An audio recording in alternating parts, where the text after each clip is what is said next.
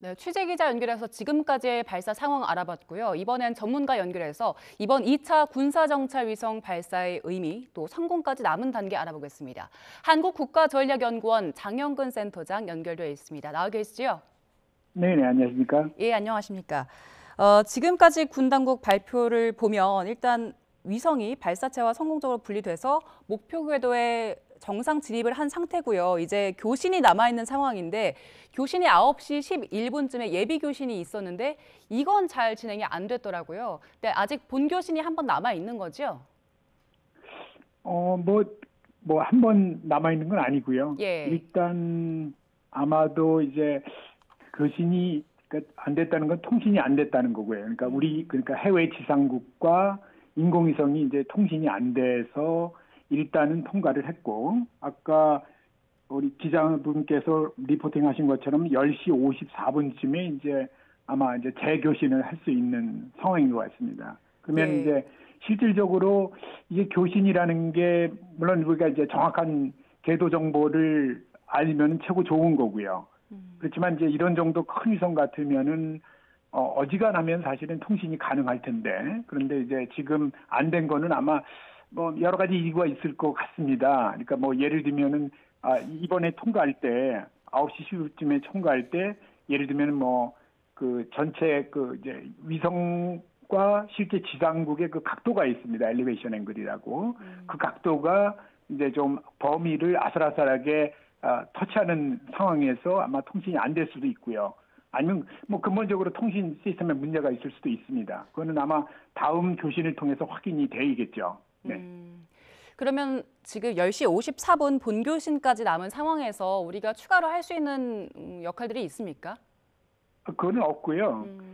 이제 뭐 지금 현재 위성이 지금 돌지 않습니까? 그러면 예. 이제 현재는 우리가 이제 그 아무 통신을 지금 안 하고 있는 거거든요. 어디하고도. 그러니까 실제로 이제 한반도에 우리 그 한반도 한국 내에 지금 지상국이 있어요. 이게 진짜 이제 지상국인데 앞으로 예. 운영을 할 거기까지 오려면은 아마 오후 5시 정도까지는 기다려야 될 거고요.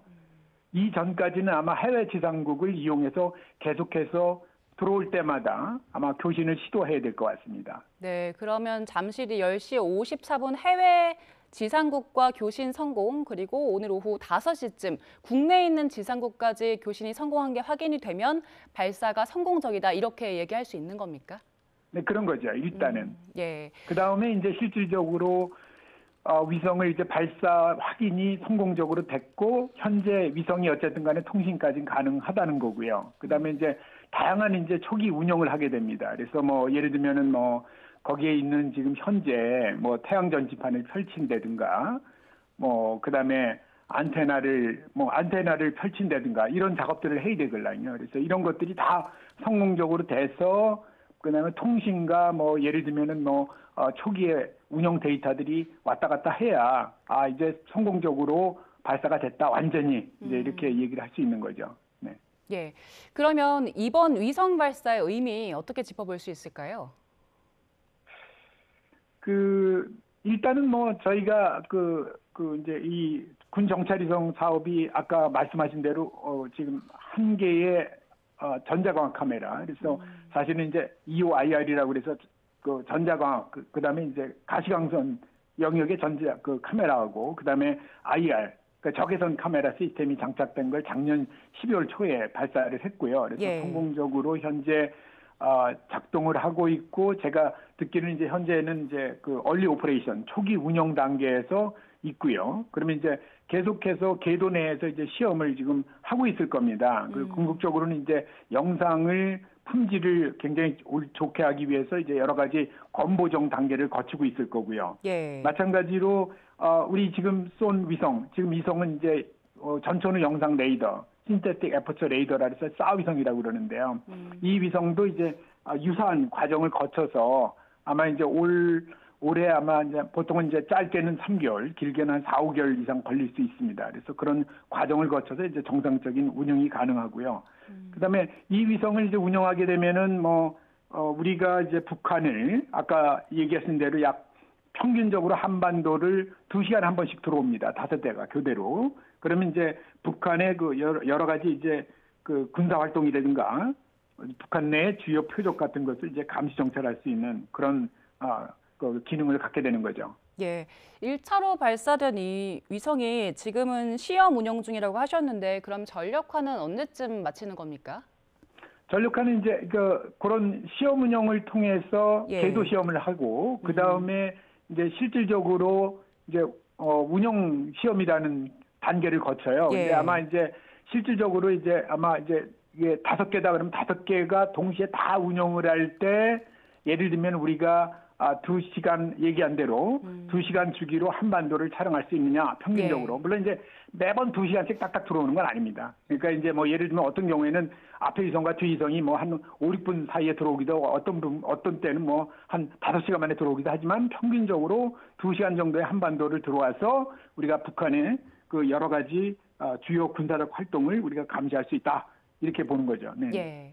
지난해 12월에 발사된 1호기 위성과 오늘 탑재가 된 위성이 좀 다르잖아요. 어떤 차이가 네네네. 있습니까? 우선 가장 큰 차이는 조금 아까 말씀드린 대로 지난 12월에 쐈던 거는 전자광학 카메라 위성. 전자광학 카메라라는 거는 우리가 뭐 이제 우리 앵커께서도 가지고 계신 우리 저 휴대폰 있지 않습니까? 예. 이게 디지털 카메라입니다. 그러니까 전자광학 카메라라는 거는 실질적으로 우리가 이제 영상, 사진을 찍는 거다 이렇게 보면 되겠고요. 이 쌀라는 거는 이제 레이더 빔인데요. 사실은 이 레이더라는 건 마이크로웨이브를 이제 고주파 신호를 우리가 지상에 쏴서 그다음에 그 어떤 물체에 부딪혀서 그 물체에 부딪힌 그 신호가 다시 인공성의 안테나로 들어갑니다. 그렇게 되면 이제 얘가 강도라든가 방향을 보고서 얘가 이제 지상에 있는 물체를 우리가 이제 예측을 해서 그릴 수 있는 거죠. 그래서 정확한 사진은 아니고 거의 이제 그런 형상들을 구현해낼 수 있다. 이렇게 보시면 되겠고요. 다만 이제 그럼에도 불구하고 우리가 좋은 거는 이제 정확한 사진을 얻는 건데, 이 전자광학 카메라는 문제가 뭐냐면 우리가 깜깜하면 우리 사진 못 찍잖아요. 휴대폰으로도. 마찬가지로 어둡거나 또는 이제 중간에 이렇게 날씨가 안 좋아서 구름이 많거나 이러면 이제 영상 촬영이 안 되는 거죠. 우주에서 지상을 보는 게. 그렇지만 쌀라는 거는 이렇게 마이크로웨이브, 고주파를 직접 쏴서 우리가 그걸 받아가지고 영상을 구현해낸 거기 때문에 예. 실질적으로 뭐 낮이나 밤이나 그다음에 궂은 날씨에도 우리가 언제든지 볼 수 있다. 그래서 이제 4.24철 24시간 사용할 수 있다. 이렇게 보시면 되겠습니다. 예, 오늘 발사된 위성 싸는 밤낮 그리고 날씨에 관계없이 24시간 관측을 할 수 있다는 건데 그 오늘 발사가 최종적으로 성공하면 우리 군이 확보한 위성이 지금까지는 이제 2개인 건데 국방부가 추진하고 있는 사업 따라서 그럼 몇 개의 위성이 더 남은 겁니까? 일단 지금 우리 그 현재 이 사업을 통해서 4.25 사업이라고 많이 이렇게 나와 있는데 이 사업을 통해서 EOIR 아까 말씀드린 작년에 쏜 거 하나, 그다음에 사 위성을 4기를 지금 개발 중입니다. 그래서 예. 현재 제작 조립 시험 중이고요. 그러다 보니까 오늘 쐈으니까 이제 앞으로 내년까지는 나머지 3기를 쏘면 전체 5기가 하나의 그 이제 군지 위성을 형성해 가면서 평균적으로 2시간에 한 번씩 한반도를 들여다볼 수 있다라는 거고요. 이 정도 가지고는 우리가 북한의 그 어떤 군사적인 활동이라든가 감시 정찰이 이제 그 상당히 이렇게 어떻게 보면 단절이 많이 되죠. 2시간에 한 번이 들어오니까. 그러다 보니까 현재 그 저비용으로 초소형 그 위성, 그러니까 이제 무게가 굉장히 작은, 그래서 낮은 비용으로 대신 이제 이 위성을 이제 한 40기 이상을 지금 현재 전력화를 하려고 하고 있고요.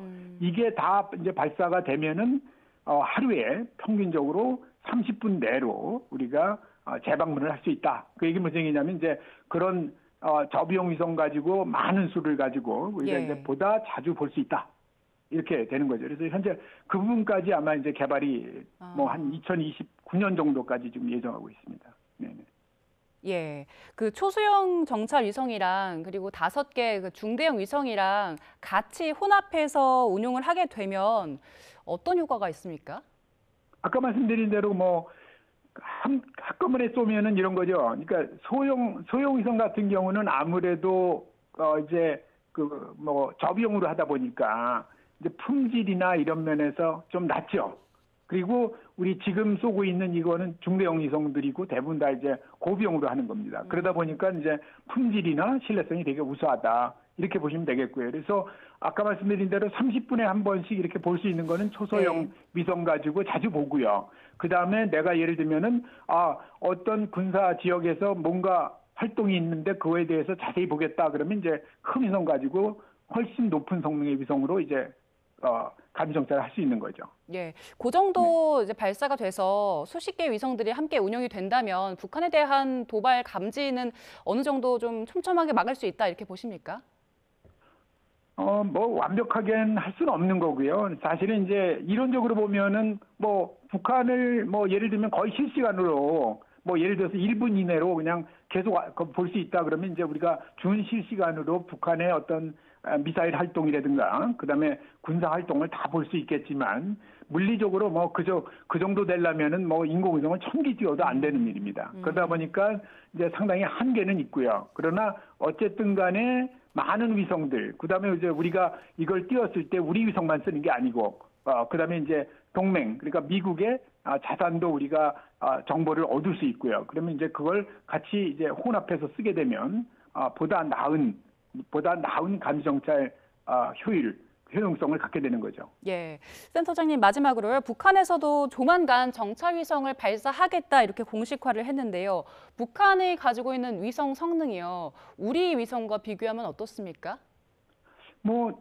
그 북한이 보여주는 게 이제 작년 4월 그때쯤 김정은이가 계속해서 북한 항공우주기술총국인가 가서 이제 이렇게 사진을 보여줬어요. 물론 근데 그 사진조차도 이렇게 스크램블 시켜놨는데, 근데 이제 사진을 보면은 형상 자체는 뭐 아주 흔한 방식의 태양 전지판도 펼치고 어떻게 보면은 한 200-300kg 정도 무게를 가질 수 있는 그런 위성으로 보고요. 근데 이제 제가 현재까지는 이전까지는 해상도가 그렇게 높지 않을 거다. 왜냐하면 이게 인공위성의 해상도가 높으려면은 각종 전자부품들이 들어가 있는데 북한이 그런 전자부품을 국내 생산이 불가능합니다. 그러다 보니까는 해외에서 들여오면은 아마 이제 아주 고성능의 고해상도의 위성도 개발할 수 있는데 실제 이제 그게 제재 때문에 어려울 거다 이렇게 생각을 했는데 얼마 전에 그 영국의 군비 통제 연구소라는 곳에서 그 우크라이나에 그 북한이 줬던 KN-23이라는